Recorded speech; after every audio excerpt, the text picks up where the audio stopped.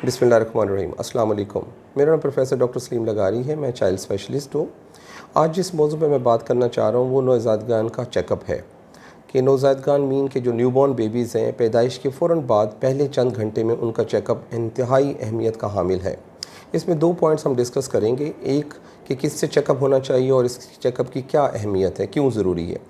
उसमें चेकअप जो है वो किसी भी चाइल्ड स्पेशलिस्ट से जो आपके नज़दीक तरीन है उससे चेकअप करवाएं या एटलीस्ट एमबीबीएस डॉक्टर से उसका चेकअप हो, क्योंकि ये दोनों जो डॉक्टर हैं, स्पेशलिस्ट और चाइल्ड स्पेशलिस्ट और एमबीबीएस डॉक्टर, इनको बाखूबी मालूम है कि न्यूबॉर्न बेबीज़ के अंदर क्या प्रॉब्लम्स होते हैं और किस इनमें क्या क्या डेंजर साइंस होते हैं और वो उसके मुताबिक उनका ट्रीटमेंट और रेफरल कर सकते हैं।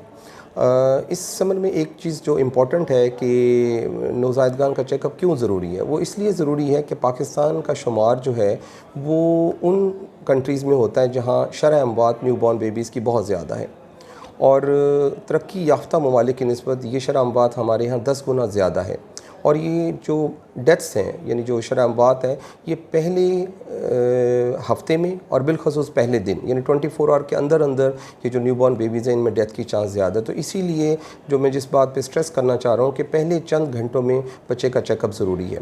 और इसमें जो चंद मेन वजूहात हैं जिसकी वजह से बच्चों की जो डेथ्स होती हैं न्यूबॉर्न बेबीज़ की, और इन्हीं का ही डिटेक्शन ज़रूरी है ताकि इसकी प्रिवेंशन हो सके। उसमें सबसे बड़ा एक प्रॉब्लम जो हमारे यहाँ है वो बर्थ एस्फिक्सिया है, यानी बच्चे को पैदाइश के टाइम पे ऑक्सीजन की कमी। जैसा कि आपको मालूम है कि जो माँ के पेट के अंदर बच्चा होता है वो डिपेंडेंट होता है ऑल के ऊपर ऑक्सीजन के लिए और ख़ुराक के लिए। जैसे ऑल से उसका कट होता है और बेबी डिलीवर हो जाता है तो उसको अपने तौर पे सांस लेना है, लेकिन कुछ बच्चे अपने तौर पे सांस नहीं ले पाते, यानी उनके जो फेफड़े होते हैं वो प्रॉपरली खुलते नहीं हैं, ऑक्सीजन की कमी हो जाती है। तो इन बच्चों में जब ब्लड में ऑक्सीजन की कमी होती है और वो पूरी बॉडी के ऑर्गन्स को अफेक्ट करती है, और सबसे ज़्यादा जो मेन ऑर्गन है वो ब्रेन है जिसमें ऑक्सीजन की कमी अफेक्ट करती है और उसके अफेक्ट की वजह से ये बच्चे इमीडिएटली भी इनमें प्रॉब्लम्स आते हैं और लेटर ऑन इनमें सबसे एक बड़ा प्रॉब्लम आता है सेरेब्रल पाल्सी का, यानी ये बच्चे जहनी तौर पे और जिस्मानी तौर पे मफलूज हो जाते हैं और ये एक प्रिवेंटेबल कंडीशन है। यानी इसमें एक तो प्रिवेंशन इस तरह हो सकती है कि पैदाइश एक हद्दुल इम्कान कोशिश करें अस्पताल में कराएं या किसी ऐसी जगह पे कराएं जहां पर कोई पीडियाट्रिशियंस या एटलीस्ट ट्रेंड बर्थ अटेंडेंट मौजूद हो, जो बच्चा जैसे पैदा हो उसको फ़ौरन सांस की बहाली कराए और उसका जो रेलेवेंट ट्रीटमेंट है वो उसको दे। तो ये एक मेन वजह है हमारे यहाँ डेथ की, और इवन डेथ की भी और एडमिशन की भी, जिसको हम प्रिवेंट कर सकते हैं। सेकंड इम्पॉर्टेंट चीज़ क्या है कि हमारे यहाँ लो बर्थ वेट बेबीज़, यानी जिनका वज़न 2.5 किलो से कम होता है, वो बहुत ज़्यादा तादाद में तकरीबन 1/3 जो एडमिशन है किसी भी हस्पताल में वो इसी वजह से होते हैं। और उनमें प्रीमेच्योर बेबीज़ भी आ जाते हैं और जिनका वज़न कम होता है वो दोनों आ जाते हैं, IUGR जिसको हम कहते हैं। तो इन बच्चों के अंदर 2-3 किस्म के मसले हैं। ये बच्चे ठंडे हो जाते हैं, इनका वज़न कम होता है, इनकी शुगर कम हो जाती है, और स्पेशली जो प्रीमेच्योर बच्चे पैदा होते हैं इनके अंदर फेफड़ों का प्रॉब्लम होता है, इनके फेफड़े पूरी तरह मैच्योर नहीं होते, सरफेक्टेंट की कमी होती है जिसकी वजह से इनको सांस लेने में मुश्किल होती है, और ये इनके अंदर एक डेथ की मेन वजह है।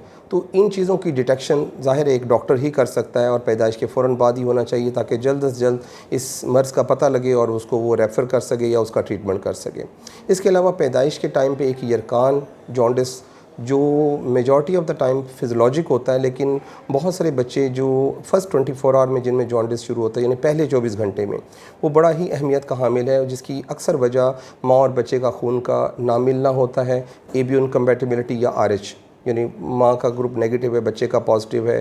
तो इस तरह, और ये जो बच्चे हैं जॉन्डिस वाले, इनका यरकान बहुत ज़्यादा होता है जो इनके दिमाग को अफेक्ट कर सकता है, और ये बच्चे सारी उम्र के लिए जहनी तौर पे मफलूज हो सकते हैं, और ये भी प्रिवेंटेबल कंडीशन है। और इसका चेकअप भी डेफिनेटली डॉक्टर ने ही करना है और वो इसको प्रॉपर इसका जो ट्रीटमेंट है और रेफ़र कर सकता है। इसके अलावा जो है कुछ कंजेनिटल प्रॉब्लम्स हैं, यानी पैदाइशी नुकाइस हैं, लाइक कि बच्चे के बाज़ दफ़ा दिल का प्रॉब्लम होता है या दिमाग का कोई मसला होता है, कमर के रीढ़ की हड्डी उसमें मेनिंगोसील मेनिंगोमाइलोसील ये प्रॉब्लम्स हैं, या आंतों का कोई मसला होता है। तो ये पैदाइशी नुक्स हैं जिनको आइडेंटिफाई करना ज़रूरी है, और उनका कुछ जो कंडीशंस हैं जिनका treatment within 24 hour as early as possible करना होता है। तो ये डिफरेंट किस्म की कंडीशंस थी जिनको एक चाइल्ड स्पेशलिस्ट या MBBS डॉक्टर ही पिक कर सकता है। तो मेरा तमाम लोगों से ये मैसेज है कि न्यूबॉर्न बेबीज़ का चेकअप इंतहाई अहमियत का हामिल है और इससे हम जो हमारी शरह अमवात है उसको हम कम करने में मददगार साबित हो सकते हैं। Thank you very much.